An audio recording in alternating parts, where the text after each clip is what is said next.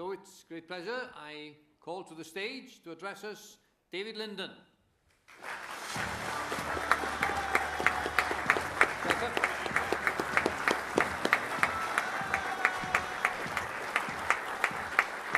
Well, friends, thank you very much for that warm welcome. It's a real pleasure to be here with you in Cardigan for your annual national conference, and I bring with me the fraternal greetings of your friends and colleagues in the Scottish National Party. You know, these days the term special relationship evokes unusual images of Donald Trump and Theresa May holding hands every time they approach a staircase.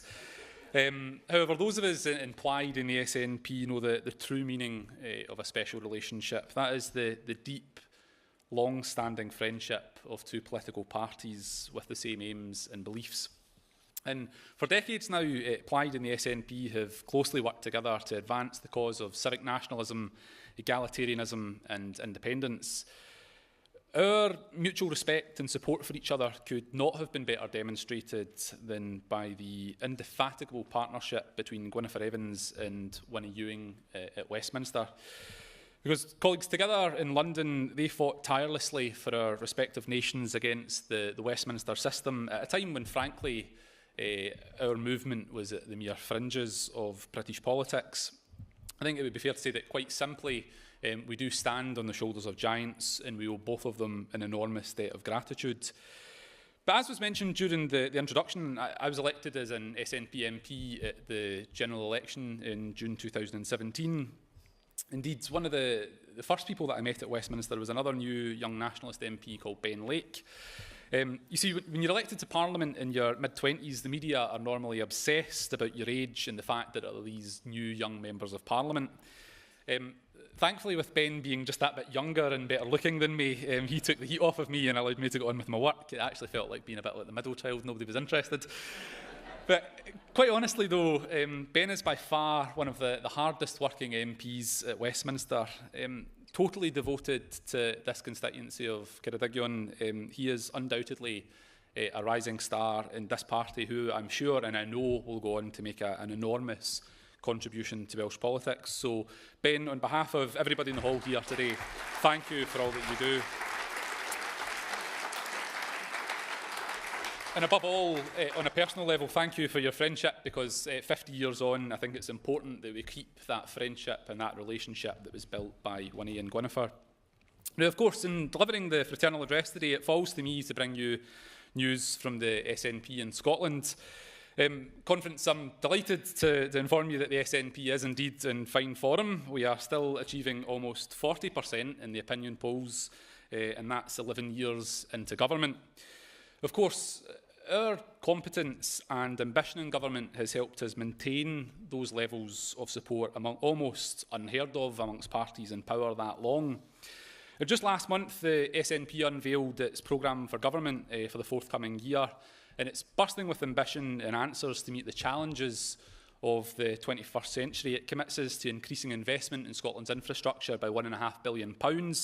430 new school, college and university counsellors will be delivered as part of a package to help support the well-being of young people and children and adults with ill mental health. And as part of our Fair Work agenda, we'll set more challenges on paying the living wage and being transparent on gender pay equality.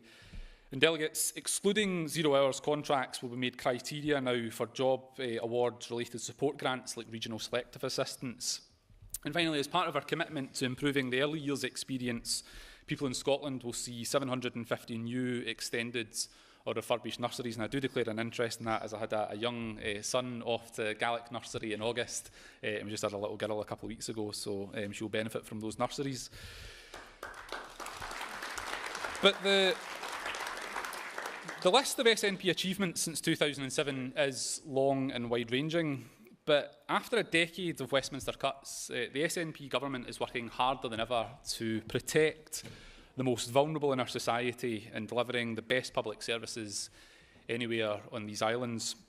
That means record health funding, over £13.1 billion this year. That's £4 billion more than when we took office. On education, higher passes have exceeded 150,000 for the past 3 years, and we're investing record amounts in schools to close the attainment gap. Free high-quality childcare has been increased for all 3- and 4-year-olds and extended to 2-year-olds from low-income households. And we continue to meet our world-leading climate change targets when we certainly remain well on track to achieve a 42% reduction in greenhouse gas emissions by 2020. We've already met our target to reduce youth unemployment by 40%. That's 4 years early, and it's now amongst the lowest rates in the European Union. We've kept council tax down.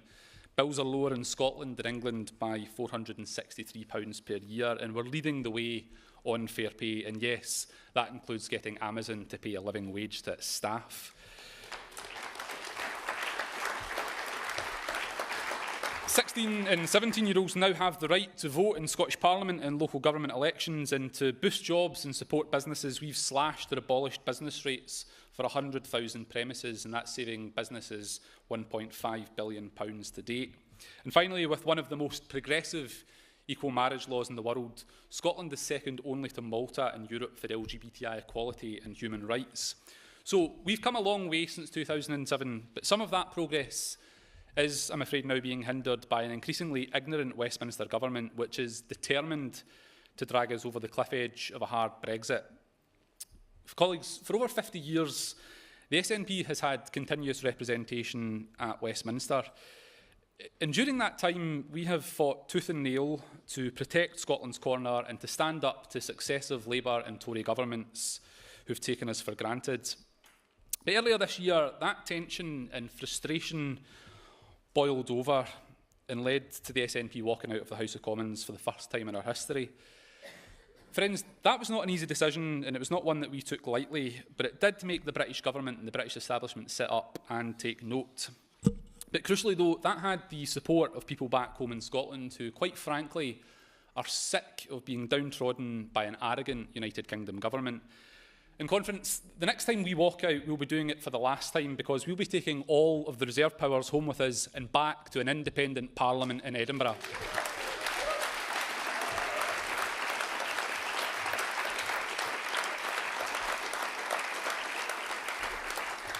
Delegates, make no mistake, we will deliver independence for the people of Scotland. Indeed, a recent poll revealed that 52% of Scots would vote for independence after Brexit.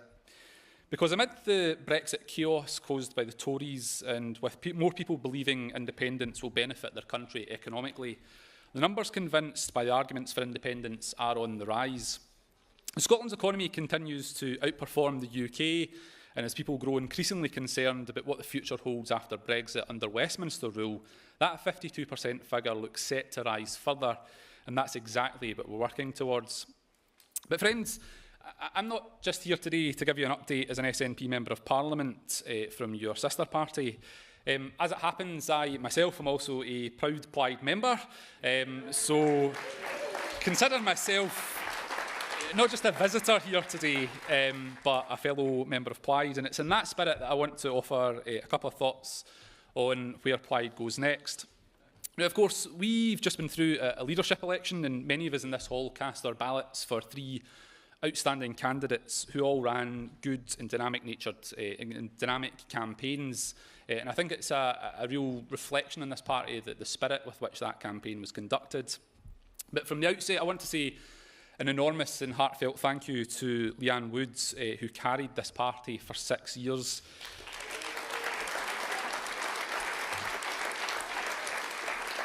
Leanne did so with energy and with ambition and with vigour, and I know that she has still got a huge amount to contribute to Welsh politics. And to our new leader, Adam Price, many congratulations. During his campaign, Adam inspired a great many members with his bold vision of a new Wales that we must now all unite behind and deliver. Because, as Adam said earlier on, Plaid stands at a pivotal moment on the road for a new Wales. In some respects, the last few months have reminded me of the SNP leadership election of 2004. And to put that in context, at the European elections in 2004, we took just over 19% of the vote. That's not far off where Plaid is polling at for the Assembly right now. So remember that in 2004, the SNP was polling at around about 20%. And if you fast forward a few years from our leadership election, we had then been catapulted into government for the first time in our history, and we still continue to command the centre ground of Scottish politics. So do take heart that power in Wales is there for the taking, and it's not power for power's sake, but that power to deliver your new Wales. And my goodness, Wales desperately needs a Plaid government. As Adam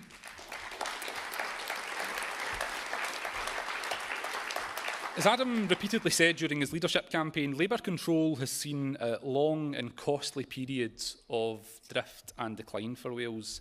And I understand that firsthand because we in Scotland saw Labour, which was once the dominant force in our politics. They've gone from being the dominant government party to being reduced consistently now to third place with an ever-dwindling vote.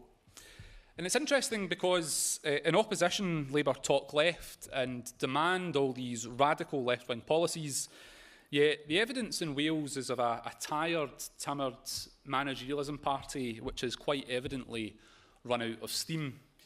So let's compare and contrast some of that clamouring from Labour in the Scottish Parliament to the action, or more frankly, the inaction from the Labour government here in Wales. In Scotland, the SNP has effectively abolished the bedroom tax. Discretionary housing payments from the Scottish Government fully mitigates the bedroom tax, completely cancelling out its negative impact on some of the most vulnerable people in our society. Nobody in Scotland pays the bedroom tax, and that's in stark contrast to the situation here in Labour-controlled Wales. So we've got an SNP government in Scotland that's taking action for the many, not the few, and a Labour government in Wales that's saying a lot and doing very little. Now, let's take another example on rail franchising. In Holyrood, the SNP government is currently putting together a public sector bid for the next railway franchise. But in Wales this month, we saw yet another private rail operator being handed control of the franchise from Labour ministers in Cardiff Bay. So the truth is, we've got a British Labour Party that is absolutely full of rhetoric, but utterly incapable and impotent in delivering a bold agenda for the people of Wales. Now, delegates in my own city of Glasgow, I'm delighted to report that there are no Liberal Democrats at any elected level, whether that's the Council, Holyrood, Westminster or Europe. I gather, however, that these rare species are still lurking deep in the deep depths of Welsh politics. And last year, voters in this constituency were absolutely right to run out of town the very last Welsh Liberal Democrat MP. And we know that these political chameleons can never again be trusted with power.